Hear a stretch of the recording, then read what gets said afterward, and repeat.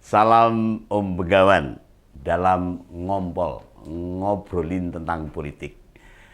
Partai yang satu ini yang mau tak omong ini memang tidak kekurangan kader yang suka nyinyir-nyinyir ini. Nah, kali ini dia bernama Hasbil Mustahim Lubis. Nah, dia menuding pengangkatan mantan Ketua KPU Republik Indonesia Pak Arief Budiman sebagai komisaris anak perusahaan PLN disebut sebagai balas jasa. Balas jasa, bukan jajah. Ya gitu itu. Persis seperti ketua umumnya. Mbok kalau mau berbicara itu dipelajari dulu, dipertimbangkan daripada bikin malu Demokrat. Wah, Mas Hasbil ini kayak begitu. Malah dia itu bilang begini dalam cuitannya itu. Begini nih, dengarkan ini. Kalau latar belakangnya dari partai atau relawan, saya dan kalian masih memahaminya. Nah ini beliau ini ex ketua KPU Pilpres tahun 2019 loh. Dari KPU lompat ke PLN. Masuk akal sehat nggak ini? Atau ini bentuk balas budi? Nah ini kata Mas Lubis itu. Nah ini persis dikutip dari akun Twitternya itu akun Twitter yang di @bill_lubis. Nah, untuk teman-teman saya sabar, enjoy dulu aja, gak perlu langsung berkunjung ke akun Twitternya itu. Percuma. Namanya juga bocil, kalau diajak debat ya langsung main blokir aja, jadi tidak perlu berharap bisa berdebat lama. Gak tahan dia kalau diajak berdebat itu.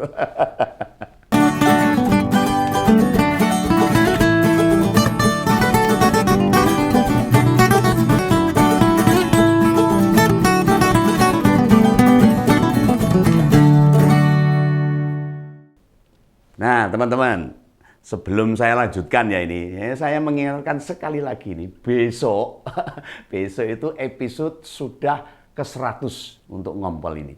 Dan bakal ada kenang-kenangan menarik dari kami. Nah, ya ikuti terus ngompol dalam channel kebanggaan kita ini di Seward TV. Simak saja nanti episode ke-100. Nah, saya lanjutkan ini. Mas Habil ini jabatannya di Demokrat mentereng loh ini. Mentereng banget itu. Selain sekretaris Departemen 4 DPP Demokrat, juga ketua BMI, Bintang Muda Indonesia Jakarta. Dan juga kepala BPOKK, Insan Muda Demokrat juga. Badalah banyak itu. Meski jabatannya renteng-renteng kayak sepur ini, banyak. Tapi nggak bisa diajak diskusi. Makanya ya ini tak angkat di ngompol, di channel ngompol ini biar dia mendengarkan. Ya kalau unggahannya tentang Pak Budiman yang mantan ketua KPU RI itu itu konyol banget itu. Konyol itu. Mas Hasbil, kamu itu panjenengan itu lahir tahun berapa? Saya tanya itu. Nah, kapan panjenengan masuk Demokrat? Sudah tahu nggak polahnya Partai Demokrat sebelumnya? Nah, belum kan? Kalau belum, saran saya banyak baca sejarah partai. Rekam jejaknya Partai Demokrat punya Pak Mantan itu. Biar nggak malu-maluin kalau mau memberikan komentar itu. Nanti kalau diajak debat, main blokir lagi. Udah kayak Pak Roy Suryo aja.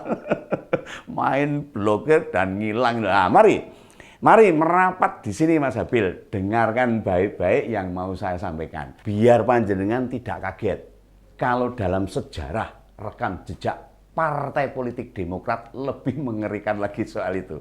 Nah, panjenengan kenal loh, Pak Anas Urbaningrum. Nah, kenal nggak Mas Hasbil? Nah, kenal kan? Ya, meski catatan Pak Anas kelam di Demokrat, harus tetap diakui, dia pernah jadi ketua umum Partai Demokrat. Itu sejarah. Sebagai kader ya tidak bisa membantah. Itu ada buktinya. Tak kasih tahu ya. Sebelum bergabung dengan Partai Demokrat tahun 2005. Apa coba kesibukan atau pekerjaan Pak Anas Urbaningrum? Dia itu komisioner KPU Republik Indonesia loh Mas. Jenengan masih baru tahu ya. Nah, periode jabatannya 2001 sampai 2005 dan belum selesai di KPU dia meletakkan jabatan mengundurkan diri langsung masuk ke Partai Demokrat. Itu saja panjenengan tidak tahu. Nah tahu lagi itu Ibu Andi Nurpati. Loh, dia juga anggota KPU Republik Indonesia periode 2007 hingga 2012.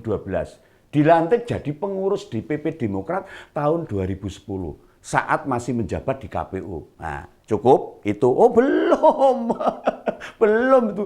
Dulu Pak Andi Malarangeng juga komisioner KPU itu periode 1999 hingga 2004. Dan begitu selesai masa jabatannya langsung bergabung ke Partai Demokrat. Nah, dari 3 orang itu akhirnya terpilih atau bisa menjadi anggota DPR dari Partai Demokrat. Nah, gimana Mas Hasbil? Kalau begini gimana? Makanya kalau mau menuding-nuding itu mbok yang ngaca dulu. Banyak mencari informasi, mencari tahu. Selama 3 periode masa jabatan KPU selalu ada yang masuk Partai Demokrat itu ada. Itu jelas masuk partai loh Mas. Bukan menduduki jabatan komisaris. Nah ini Pak Arief Budiman itu kan cuma komisaris anak perusahaan PLN. Bukan komisaris PLN loh. Oh kok panjenengan begitu. Nah coba cek lagi. Apa Pak Jokowi mengurus siapa yang bakal ditunjuk menjadi komisaris? Itu kewenangan Menteri BUMN Pak Erick Thohir Tanah itu yang menjadi wakil pemerintah. Gak ada waktu Mas Pak Jokowi urus-urus begituan itu nggak ada. Ya kalau mau saya paparkan datanya bisa saja. Siapa orang-orang yang berjasa pada Pak SBY lalu ditempatkan menjadi komisaris BUMN. Oh itu banyak itu. Banyak sekali itu. Apakah mantan anggota KPU maupun Bawaslu yang bergabung ke partai politik hanya mereka? Ya tidak Mas. Coba simak baik-baik ya. Ada Pak I Gusti Putu Arta. Nah itu merapat ke Nasdem. Oh, itu juga mantan KPU tuh. Ada juga Pak Samsul Bahri. Itu masuk Gerindra. Lalu ada komisioner Bawaslu Bu Agustiani Tio Fraidelina yang ke PDIP. Nah, itu Bawaslu tahun 2008 hingga tahun 2012. Dan juga ada juga loh dari Bawaslu Pak Nasrullah itu ya kalau tidak salah Pak Nasrullah itu merapat ke Nasdem juga. Jadi ini bukan fenomena yang pertama, itu sudah sering seperti itu. Nah, secara pribadi saya juga tidak setuju. Ini soal ketidakpantasan atau etika. Masih mending Pak Arief yang menjadi komisaris di BUMN, apa yang dilakukan Pak Andi Malarangeng dan Pak Anas Urbaningrum, apalagi Bu Andi Nurpati, jelas-jelas konyol. Ya mending Pak Arief loh. Bagaimana bisa Pak Anas Urbaningrum mengumumkan pengurus DPP Partai Demokrat? Nah orang yang diumumkan masih menjabat menjadi anggota KPU, orang etika itu namanya. Kenapa tidak diminta mundur dulu? Beri jeda 6 bulan misalnya. Orang langsung belum mundur langsung dilantik kan etikanya di mana itu? Nah gitu loh Mas Hasbil. Jadi Mas Hasbil kalau mau bicara itu ya jangan asal menemukan isu menarik saja terus dibicarakan. Melihat kekurangan pihak lain, introspeksi sajalah. Itu bantu Mas AHY itu. Dia lagi pusing ini. Pusing 7 keliling ini. Bagaimana supaya kursi bakal cawapres di koalisi perubahan itu tidak lepas.